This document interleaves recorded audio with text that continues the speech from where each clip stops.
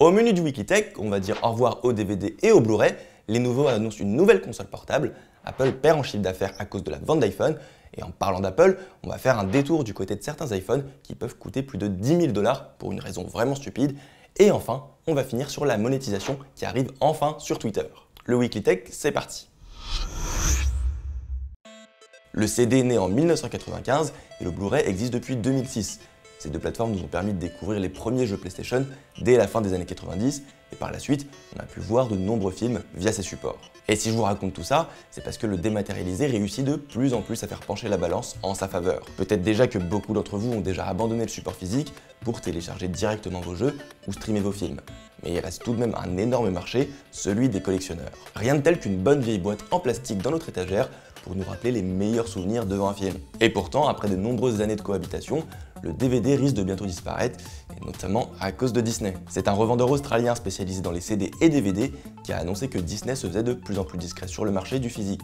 En Australie, Les Gardiens de la Galaxie 3 sera le dernier film Made in Disney qui apparaîtra en boutique. Et après ça, il faudra s'abonner à Disney+ pour en profiter. Bien sûr, la nouvelle n'a pas ravi les collectionneurs et les spécialistes, puisque Disney détient tout de même des licences cultes, donc qui font énormément vendre de galettes. Dans le lot, on peut citer tous les films Pixar, Marvel et même la saga Star Wars. On imagine donc facilement que Disney a décidé de se retirer du marché à cause des ventes catastrophiques des films en support CD, et on va dire que cela n'est pas en leur défaveur. Eh bien oui, qui dit galette à produire, dit coûts supplémentaires. Disney dispose de sa propre plateforme de streaming, alors ce n'est pas cette chute de vente physique qui va faire couler la marque. Cette nouvelle est arrivée un peu plus rapidement en Australie, mais on imagine facilement que Disney va prendre la même décision pour tous les autres pays. Bien sûr, il n'y a pas que les collectionneurs que ça gêne, cela va aussi poser un énorme problème vis-à-vis de la conservation des produits culturels. Certains films ne sont pas disponibles en streaming et risquent de totalement disparaître s'ils ne sont pas réédités. On connaît exactement le même problème dans le milieu du jeu vidéo, avec des titres qui sont totalement abandonnés et qui ne seront probablement jamais retrouvés. Typiquement, des chercheurs du laboratoire UNIL EPFL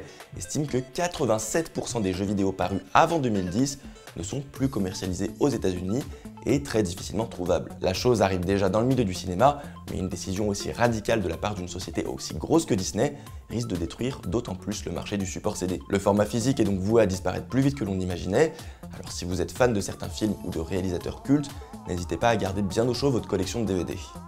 Après la sortie de la ROG Ally de la part d'Asus, c'est au tour de l'autre grand constructeur de PC portable gamer d'entrer en jeu sur le marché de la console. Mesdames et messieurs, je vous présente la Lenovo Legion Go. Le succès du Steam Deck de chez Valve a ouvert la voie aux autres constructeurs pour développer et annoncer des consoles portables puissantes. On est bien loin de la Nintendo Switch qui cherche avant tout à mettre en avant une machine polyvalente et adaptée au grand public. Ici, Lenovo se concentre avant tout sur un marché de niche. Si vous aviez un peu suivi les rumeurs, on entendait déjà parler d'une console portable Lenovo il y a quelques temps. Mais le projet a été finalement abandonné avant de reprendre plus récemment. Selon les informations recueillies par Windows Central, la Lenovo Legion Go proposait un écran de 8 pouces, mais surtout une bonne puissance de calcul pour jouer à tous les jeux récents. Asus est déjà placé sur le marché avec une console portable aussi puissante qu'un PC portable entrée de gamme, et Lenovo voudrait bien les suivre dans cette lancée. À la manière de la ROG Ally, la Lenovo Go serait propulsée par un système d'exploitation Windows, histoire de laisser aux joueurs la possibilité de jouer à tous leurs jeux PC via Steam, GOG, Epic Games, etc.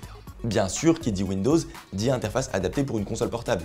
Si le Steam Deck s'en est bien sorti avec son SteamOS, qui permet de bien naviguer dans les menus, la ROG Ally s'est retrouvée avec un petit souci, la surcouche d'interface Armoury Crate par-dessus Windows pouvait parfois poser problème. La Lenovo Go emprunterait donc le même chemin, mais en voyant les erreurs de son concurrent, il devrait techniquement obtenir une meilleure interface, plus finie et plus adaptée. Côté puissance, Lenovo partirait sur une puce AMD, la Ryzen 7 7840U Phoenix, moins gourmande qu'une AMD Z1 Extreme, qui équipe déjà la ROG Ally mais qui présente un énorme défaut. Eh bien oui, quand on propose un processeur ultra puissant, la batterie peut pas faire long feu.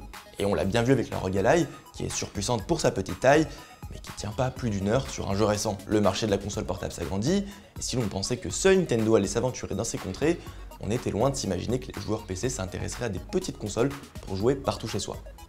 Avec une baisse de chiffre d'affaires de 1,4% au cours du trimestre dernier, Apple enregistre une nouvelle fois un petit déclin. Rien de bien méchant, Apple ne va pas couler pour autant, mais cela pourrait bien changer les stratégies de la marque. Le groupe explique que leurs derniers smartphones, les iPhone 14, ne se vendent pas aussi bien qu'ils auraient pu l'espérer. Mais vous me direz, oui, mais Apple, c'est aussi tout l'écosystème MacBook, etc.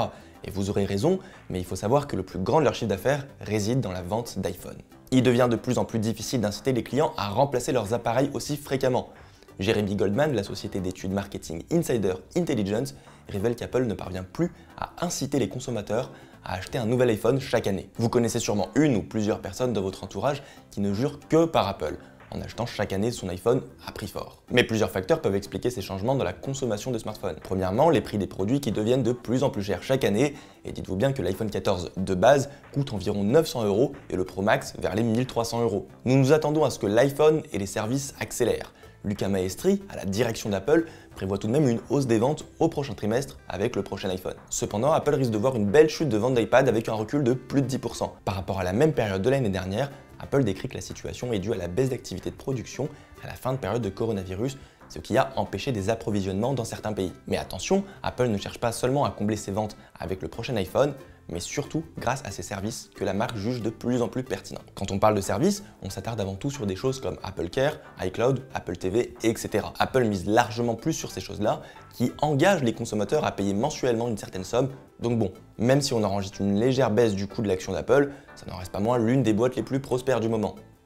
Les ventes de produits tech en occasion peuvent parfois coûter très cher. Si vous êtes un tantinet collectionneur de consoles ou de jeux vidéo, vous savez très bien qu'en général, c'est l'ancienneté du produit et donc sa rareté sur le marché qui en fait un produit de collection. Mais il y a aussi un autre paramètre à prendre en compte et certains possesseurs d'iPhone l'ont bien compris. Avec nos smartphones qui se mettent à jour automatiquement, sans quasiment aucune possibilité de faire machine arrière, on se retrouve aujourd'hui avec un tout nouveau marché de la collection, avec des ordinateurs ou des téléphones avec des logiciels impossibles à télécharger ailleurs. Typiquement, c'est ce qui était arrivé à la suppression du jeu Flappy Bird il y a quasiment 10 ans maintenant. Des petits malins ont fait attention à ne jamais supprimer le jeu de leur smartphone pour le revendre en mode objet de collection.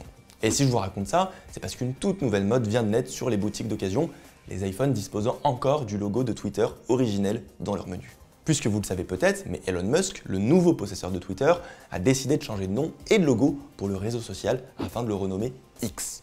Quand on est un milliardaire, on peut parfois se faire des kiffs bizarres, mais écoutez, ça passe. Sur Android, pas le choix, si les mises à jour sont automatiques sur votre smartphone, vous devriez déjà avoir le nouveau nom et le logo de Twitter. Mais sur iPhone, certains utilisateurs ont désactivé les mises à jour automatiques et profitent donc encore de l'ancienne version de Twitter. Si vous voulez profiter d'un iPhone 14 Collector Twitter, il faudra débourser environ 6 000 $ et forcément un peu moins cher pour un iPhone plus ancien. Après bon, ces ventes sont un peu là pour la blague, personne n'est assez idiot pour acheter un smartphone aussi cher. Et puis même les prix sont là pour blaguer, avec par exemple un iPhone à 6 969,69 $ sur eBay. Mais si comme beaucoup vous aviez les mises à jour automatiques activées, désolé, vous avez perdu un petit paquet de pognon.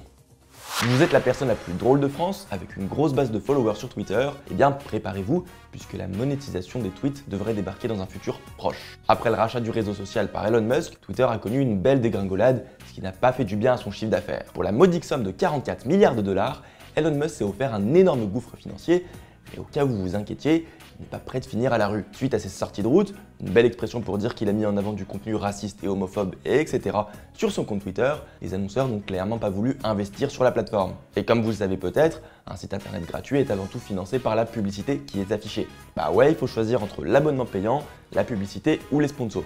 Et certains sites choisissent les trois à la fois, afin de combler les revenus publicitaires de plus en plus faibles. Récemment, Twitter a même lancé son abonnement Twitter Blue pour permettre à celles et ceux qui payent d'être mis en avant sur le réseau social au détriment de la fonction première du badge bleu, à savoir déterminer la réelle identité d'une personne. C'est après tous ces événements et ces changements qu'Elon Musk a décidé de remettre la monétisation au goût du jour, juste après avoir transformé Twitter en X, parce que pourquoi pas. Pour faire simple, le nombre de retweets et de vues sur vos différents posts vont pouvoir générer de l'argent, un peu comme sur YouTube. Il va falloir redoubler de vigilance et arrêter de retweeter des posts haineux si on ne veut pas que ces utilisateurs fassent de l'argent sur notre dos. Comme on l'a déjà appris dans l'histoire du bonhomme, Elon Musk ne fait pas forcément les meilleurs choix, et on a pu le voir il y a quelques jours avec une énorme faute. En parallèle du rebrand de Twitter, Musk a fait installer un énorme X lumineux sur le toit du siège social. Mais la ville de San Francisco, où se situe le siège, n'a clairement pas aimé ce changement soudain, puisqu'il gêne le voisinage, et surtout, il n'a pas eu l'autorisation de la ville pour faire ce changement majeur. De nombreux habitants de la ville se sont donc retrouvés du jour au lendemain avec un énorme X qui brille et qui clignote 24 heures sur 24, juste pour faire plaisir à un bourgeois qui a visiblement beaucoup trop d'argent. Et oui, même en étant multimilliardaire, on n'a pas forcément le droit de faire tout ce qu'on veut. Le Weekly Tech, c'est fini pour cette semaine. On se retrouve la semaine prochaine pour la suite.